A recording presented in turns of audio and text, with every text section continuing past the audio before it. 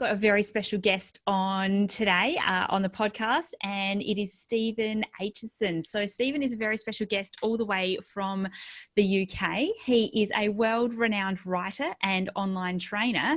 So thank you so much for your time today, Steven. I really appreciate it. Welcome, welcome. Ali, thank you so much for having me on. Really, really appreciate this. I think this is going to be a good one. I think it will be. I've just been having a little bit of a read on your website all about you, but what I would love to get started with, if you could take a few minutes, is to let us know a bit about you, let our listeners know where you've come from and what's got you to this point. A lot of years to go back. So kind of all first started, I guess, when I came over to Glasgow. I used to stay on the east coast of Scotland, and I came over to Glasgow because I decided my life wasn't the way it was. It wasn't where it should be. So I wanted to help people in some way, and I didn't know what to do. So I went into nursing. I decided to go into nursing. I was going to be a mental health nurse. Right. And then after 18 months of training to do that, it didn't really work out. I was partying too much and stuff like that. So it didn't really work out. So then I was trying to decide what to do. So I went to university to get my kind of psychology degree. So yes. I'd done that, and it was just to prove to myself that I could do it, because I had all these beliefs from the past that really kind of were hindering me. I just thought I wasn't intelligent at all. So I got that, and then I thought, okay, how do I help people? I still wanted to help people in some way, and I just didn't know how. Started a blog, 2006, really went from there, and then I became an addiction and alcohol counsellor. So I'd done that for about 7 years, but I really wanted to do my own business, online business, helping people. So in 2012, I left my full-time job and had a website selling guided meditations. Cool. So I've written and recorded about 350 guided meditations. Wow. So that's how the entrepreneurial side started. And then Facebook came in, and I was teaching people how to use Facebook, because my kind of follower list had grown up to about 3 million. And wow. People saying, how do you do it? So I taught people how to start a whole new business, teaching people to do that. And in the meantime, I was trying to write these books, but the business side was taken off. So I had to put it on the side. And now I've decided, when I was 55, I thought I'm going to write books and do kind of non-fiction and fiction books, but I'm doing it early. So I'm 51 just now. So this is a year that I am an author. And this is the first book out of, I don't know how many, but wow. That's how I got to where I am today. Well, congratulations. We're big goal getters here at Made for More. So I'm so glad that you set the goal that you're going to be an author by age 55, and you've crushed it at 51. So yes, this is your very first book. Yep. What's it called? It is called The Belief Principle, 7 Beliefs That Will Transform Your Life. Beautiful. And are we going to unpack some of those 7 beliefs today? Are you happy to do that? Yes, we can discuss anything you want from the book. Yeah. But we'll obviously not give all 7 beliefs, because there'd be no point buying the book if you've done that. But yeah, great. Yeah, so we'll talk about a few of the beliefs. Love it so much. And what I think is amazing is that you started a blog back in 2006. So blogging was really not a thing back in 2006. It was a relatively new. So were you sort of the only person in that space in your area back then? Yeah, so 2006, there was a few personal development bloggers. Yep. And there's somebody that I'm going to be doing an interview with later on, Amit Soda. He'd started a blog a couple of months before me, and I'm still in touch with him. So I'm going to do an interview with him later on as well. Yep. So we're kind of not the oldest, but the longest running personal development blogs in the UK, and might be in the world as well. I think Steve Pavlina has got a longer running blog as well. And I got inspiration from Steve Pavlina when I first started blogging, and Leo Babauta as well. We were in a kind of circle. It's been running. We've got 2,500 articles on there. That's incredible. Well. What a bank of knowledge that people can draw on. That's so incredible. Yeah. That's fantastic. So with your book, what actually gave you the inspiration to, I guess, firstly, write a book? You're already in the blogging space, but writing and becoming an author is a little bit different. But what gave you the inspiration to write a book, and how did it end up being The Belief Principles? Well, back in 2014, before kind of business really took off, I designed a cover, and I decided that I was going to write books. That was the year I was going to start writing books, but then business took off. But in 2014, I've always called it The Belief Principle, and got the cover designed. But it was way back when I was 16 years old. Well, going back younger, I'll just very, very quickly, if I go back younger, when I was in primary school, from the age of 5 to 16, I had problems with my hearing, so I couldn't hear that well. So I couldn't understand what the teachers were saying. I couldn't hear what the teachers were saying, and I learned to lip read. But I'd missed a lot of the education, and they thought I had a learning difficulty, a learning disability, because I had a hearing problem. But nobody knew I had a hearing problem. Yeah, wow. So it was amazing. I had something called glue ear. I've So I heard got glue ear. My operations. son has had glue ear. Oh, has he? Did he get grommets put in? Yes, he did, and it fixed it. And I mean, he's not a great listener now, but it definitely improved it. He's only, just turned 7, but yeah, I know about glue but that's ear. the exact same situation. So I got the grommets put in. After that, the education kind of got much better, but I'd held the belief for about 2 years before they got the operation that I was thick, that I just wasn't intelligent at all. And I think I got bullied, I believe, because of that as well. But that's not a poor me thing. It's just kind of what happened. Yeah. But so I held that belief for literally up until I was 16 years old. And I thought, I'm not intelligent. I'm thick. But it affects every area of your life, your social area, your confidence, and every other area.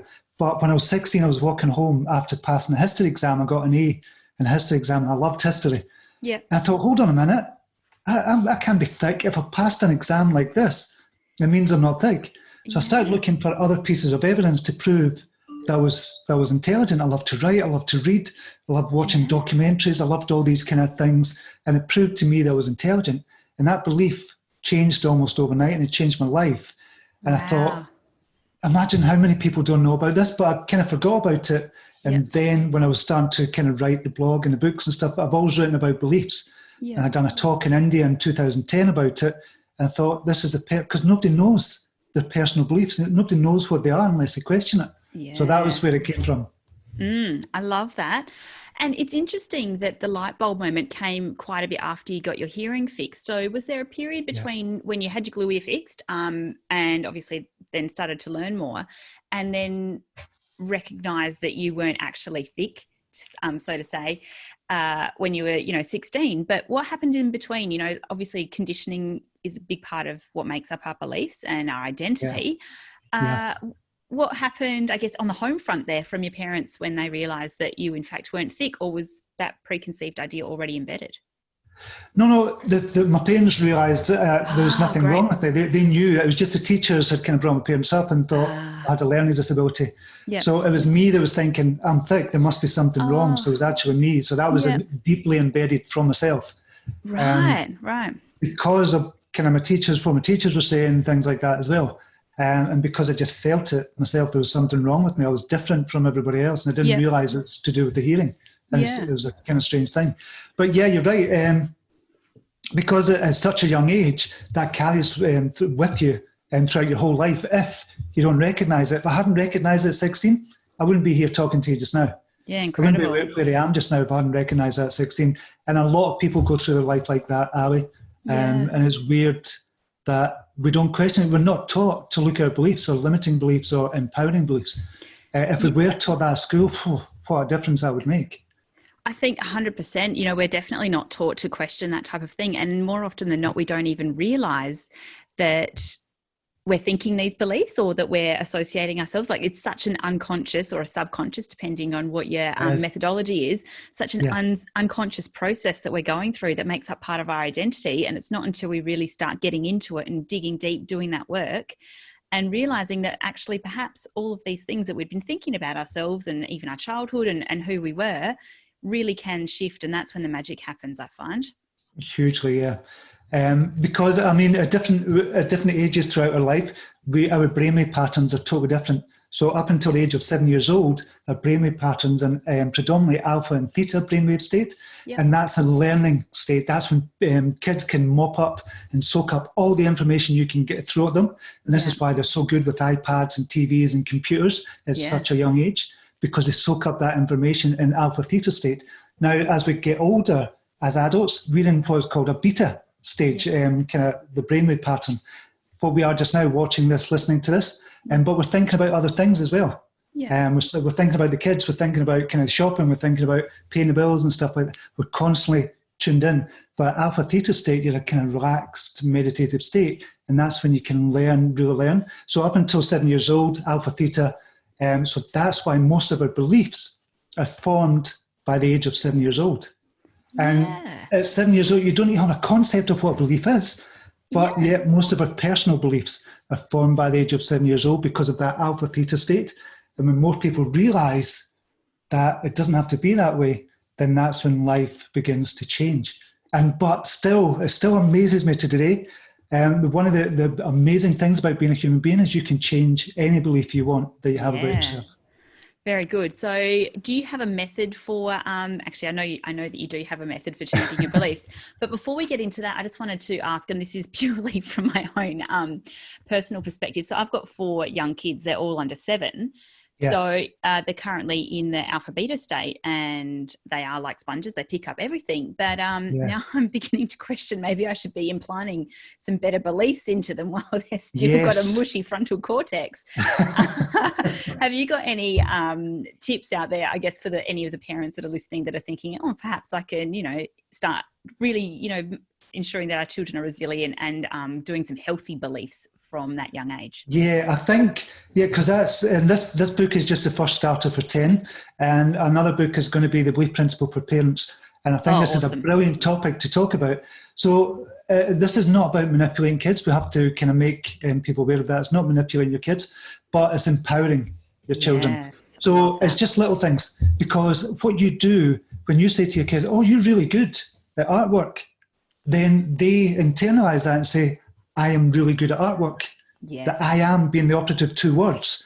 That I am is governed your whole life. Whatever you say after I am, you are. I am no good at maths. I am no good with computers. I have not got good memory. Just whatever comes after that, then you are that person. So with kids, they internalize that and say, I am good at art. So it motivates them to do more art. So if you start talking to your kids, say, oh, you're really good at that. Or if they're doing something naughty, they're just saying, oh, you're really so good. Normally, why are you doing this? Yes. Just little things like that. Just because really you don't want to overcomplicate it. It's just little things like that, but constantly reinforcing how amazing they are. They're not always amazing, and you don't want to kind of give them a belief where they're amazing at football or soccer or whatever you call it, when they're not. You just say, well, maybe that's not your sport, but you're really good at this. So it's about empowering them with beliefs as well, and just the little things you do to talk to them. Yeah, I think that's fantastic. Pardon, what was that last bit? I'm saying, I don't know if that helps you. Yeah. Yeah, absolutely. I mean, I'm always looking for tips. So that was purely self-indulgent there. Sorry, Stephen.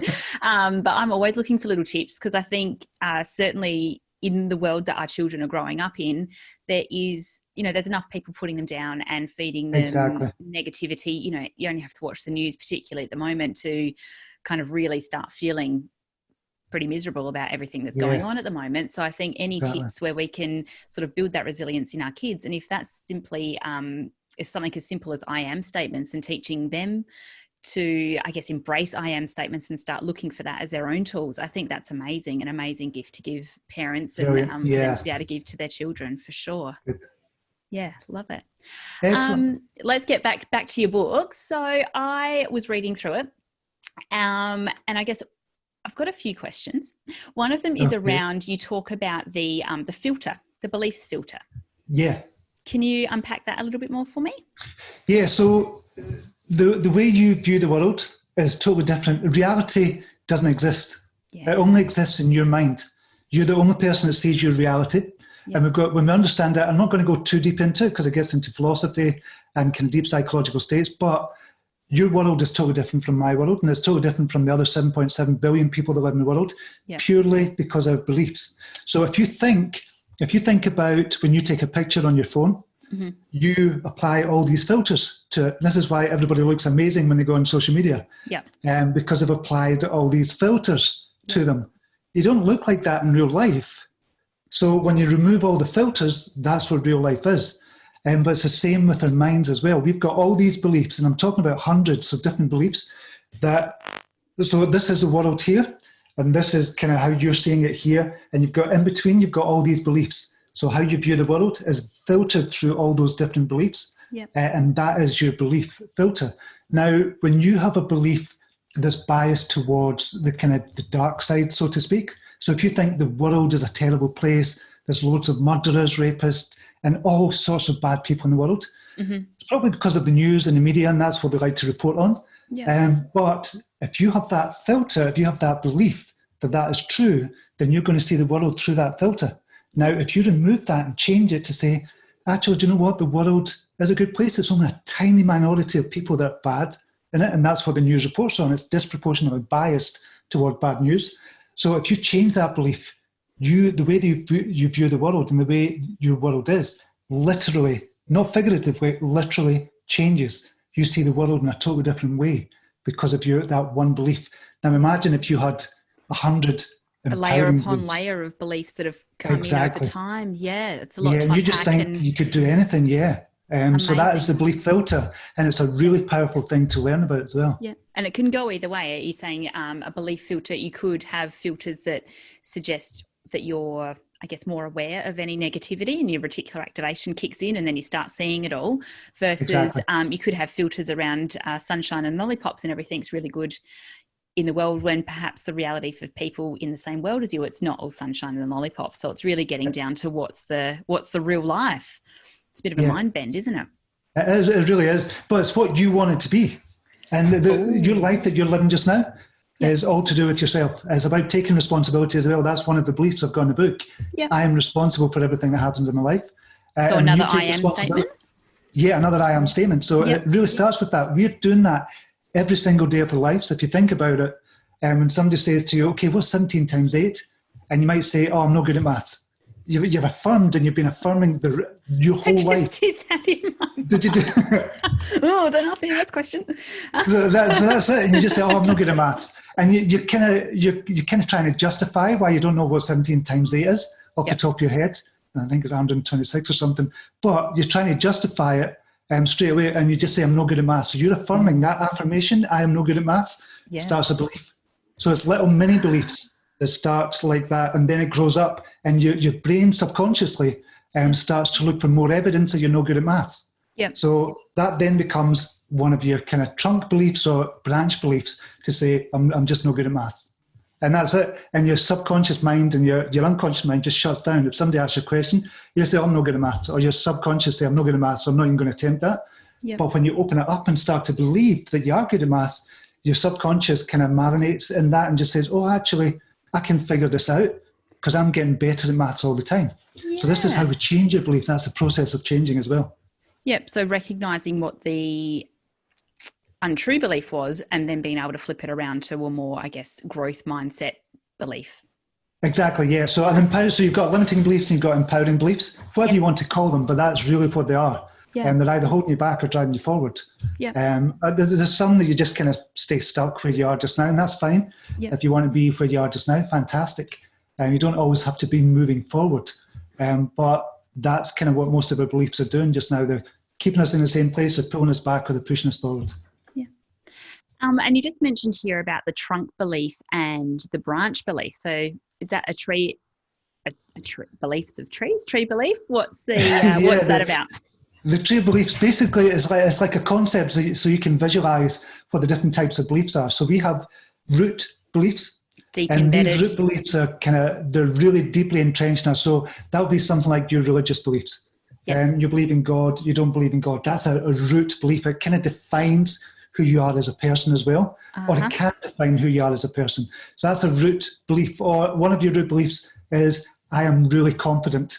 That could be a root belief. And affects every single area of your life. So you've got root beliefs, trunk beliefs, which are more malleable, but they're still really strong beliefs.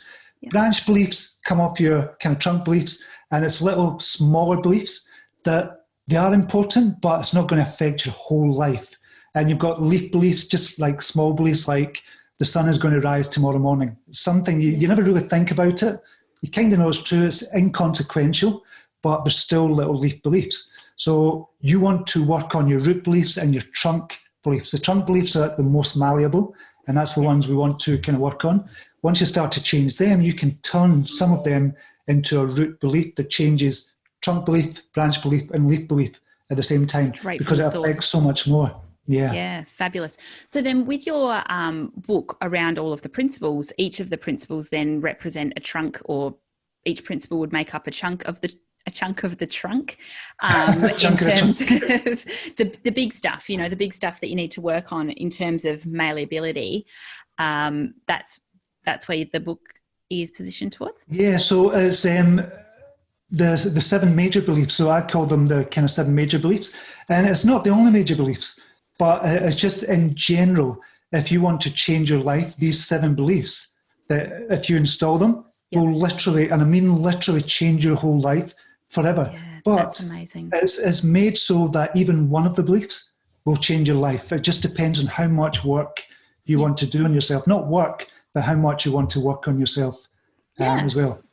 I think so. So a lot of our listeners are leaders. So I'm a leadership coach, and a lot of them work on their leadership mindset. So actually getting their head into that, I'm a leader from that perspective, and also around courageous conversations. So actually having the courage to show up and have those difficult conversations, whether it's like a performance management type thing or some kind of conflict, or even having the courage to stand up and ask for a promotion, for example.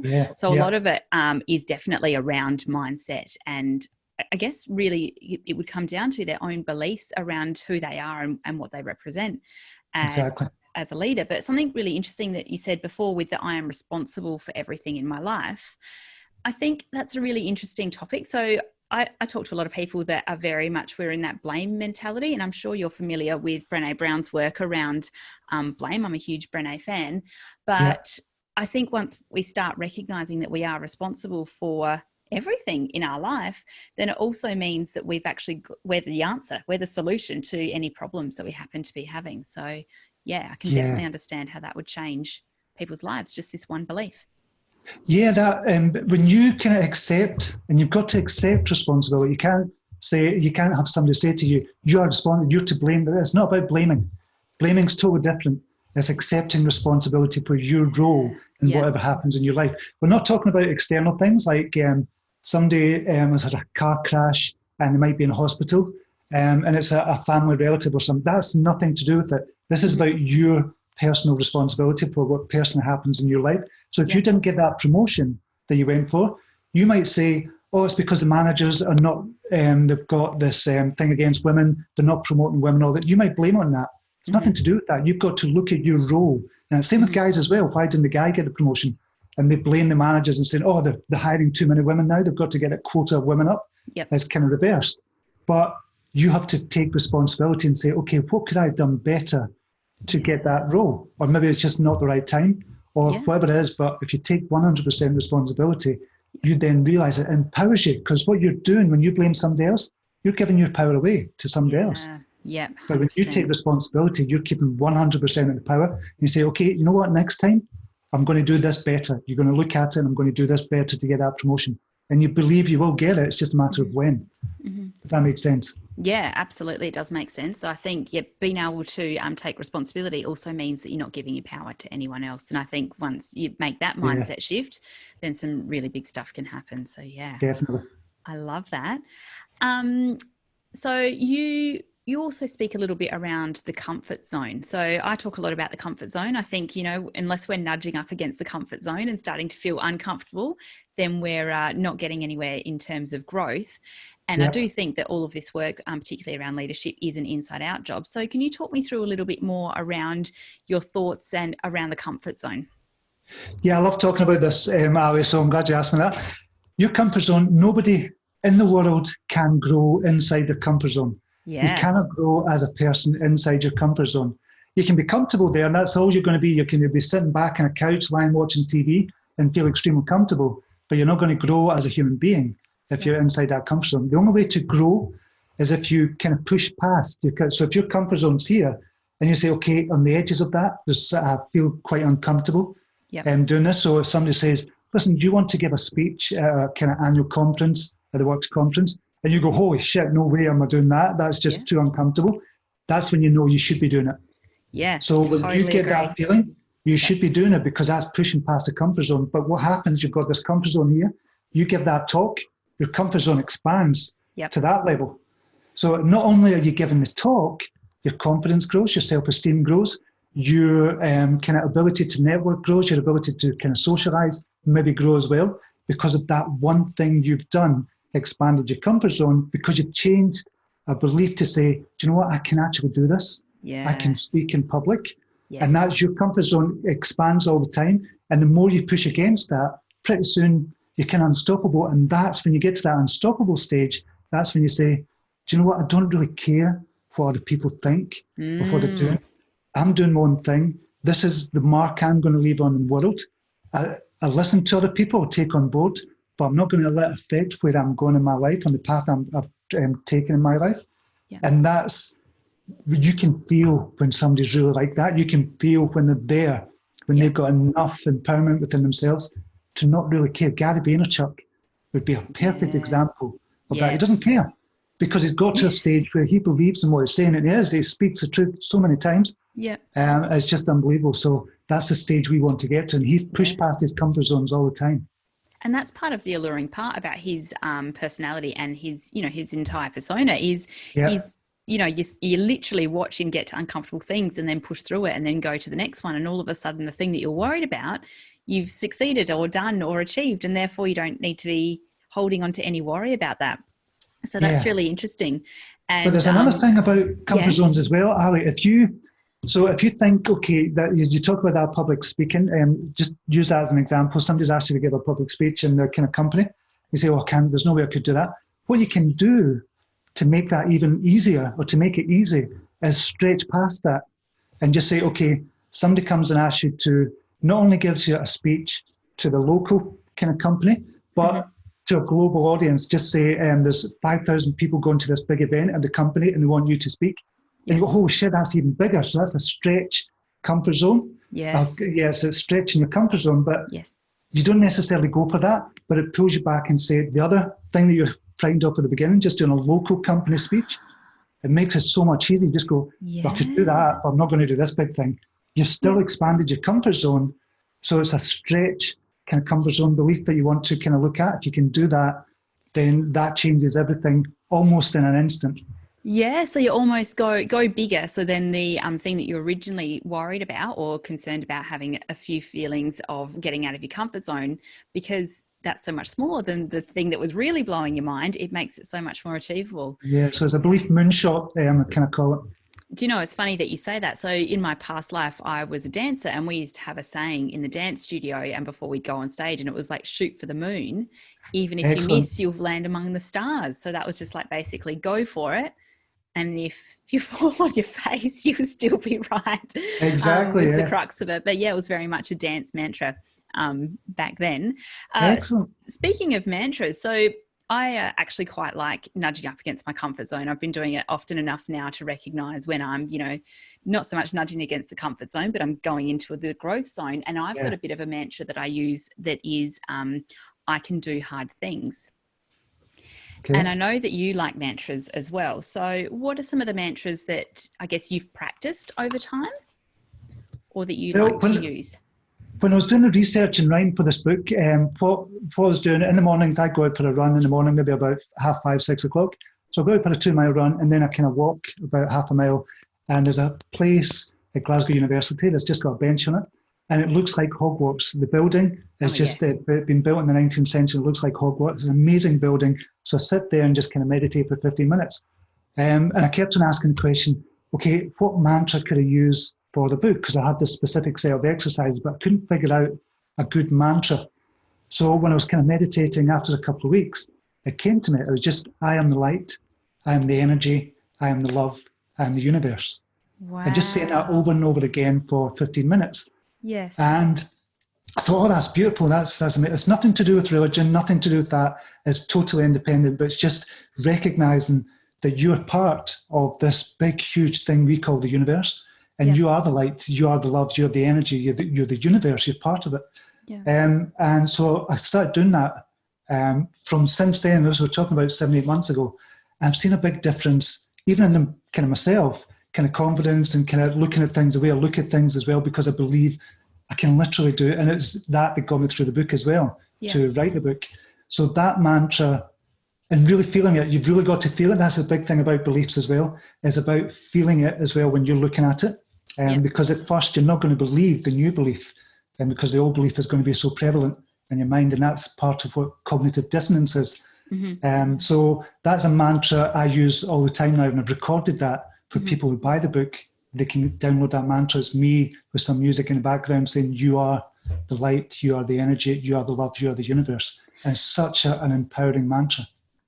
It is beautiful mantra. And then I guess on the receiving end, that's all of the I am statements that will be filtering in as well, as in I am the light, I am the, Yeah, so I've done it. There's different ways. There's different ways to do affirmations. You can say to somebody, or you can get somebody to repeat, I am the light, I am the universe. But again, because of cognitive dissonance, you don't believe it first, so you might stop doing it. But I've recorded it in such a way saying, you are the light. As somebody else telling you. The so then you start to internalize after that. It's interesting that you say about with the cognitive dissonance, because I like to call that the itty bitty shitty committee, the ones that sort of come in and you have all these ideas and you're like, yes, I'm ready to go. I've got my beliefs sorted. I've done my goal setting. I've done my mantra. And then your little voice inside your head's like, no, you haven't. That's not right. And that's a beliefs thing again as well, isn't it? That little committee that comes to totally is. partake. So what you're talking about there is something that, as we said, kind of cognitive dissonance. So you cannot hold two opposing beliefs in your mind at the same time. Ooh. It's either or. So you just can't do it. So you can't believe that you're going to earn $1 million, and then have another belief where there's no way you could earn $1 million in a year or something. That's two opposing beliefs. So the belief that you hold the most, or you've held the longest, or is deeply, is more rooted, is the belief that you're never going to earn $1 million. So that is a kind of rock solid belief almost. Yeah. So then you have to say, I am going to earn $1 million this year. But what you start to do is look for evidence to prove that you can do it. You say, okay, I've written a book and I earned $10,000 last year, or I started getting coaching clients and they're bringing in $5,000 a month. You look for all this evidence, and pretty soon this rock solid belief that you had that you couldn't earn, there's this new belief that comes over it. And just to say, okay, this kind of rock solid belief turns molten and a new belief forms, just to say, I can earn $1 million a year. And it starts to kind of form, and you're earning more and more because your beliefs are going up, your confidence is getting there, your self-esteem, and your persona and your energy is changing as well because of this one belief. Yeah. And pretty soon, you've earned $1 million in that year. And that's what cognitive dissonance is. We have to be aware of it, because at first, your mind is going to reject the new belief that you want to install. But we have to, as long as we're aware of that and just say, well, this is a process, and then over time, that can change. And looking for the evidence, so looking for the facts around what is it that can help, build that new belief and build the new exactly. So this is all to do with kind of confirmation bias as well. So if you're kind of into science as well, you've got hypothesis, and then they start to look for evidence to prove that hypothesis. They're meant to do it in a kind of an unbiased way, but we kind of do it, but a lot of kind of scientists do as well. There's a confirmation bias there. So they're looking for evidence of one particular area, and they kind of find that evidence. That's where we're using that to kind of empower ourselves as well. So you're looking for evidence to prove a particular belief in your mind, and that's when you make it a rock solid belief for yourself. Yeah, that is so good. I love the power of this message that you've got around beliefs, because I think if we could imagine a world where everyone could actually start breaking down their beliefs and changing them into new and positive ways, it's just an incredible thought to have, and the impact that you're having on so many people, I think, is just astounding. So thank you for shedding the light on beliefs, because I think it's something that everyone can really benefit from, even just digging deep and understanding your own beliefs. If you're not ready to change them, just understand what makes it up for other people as well. Exactly. I have a question for you around, we're going to shift gears a little bit, non-book related, but who inspires you? Who do you pull from or draw from for your inspiration? Lots of people, I would say. I love social media. I've been teaching social media for years as well. Gary Vaynerchuk, I think, is brilliant. Because he's honest, he's authentic, he's genuine. And you don't get a lot of that kind of in the business world. Certainly, you don't get a lot of that. So I love kind of Gary Vaynerchuk. But if I'm talking about books, the person I'm reading just now is Neville Goddard. I don't know if you've heard of Neville Goddard. No, I haven't. What are you reading? He's a kind of one of the old thought leaders. He's kind of passed away now, but is one of the ones that's kind of written these amazing books, and it's stood the test of time. That's what I want to do with this book. So it stood the test of time.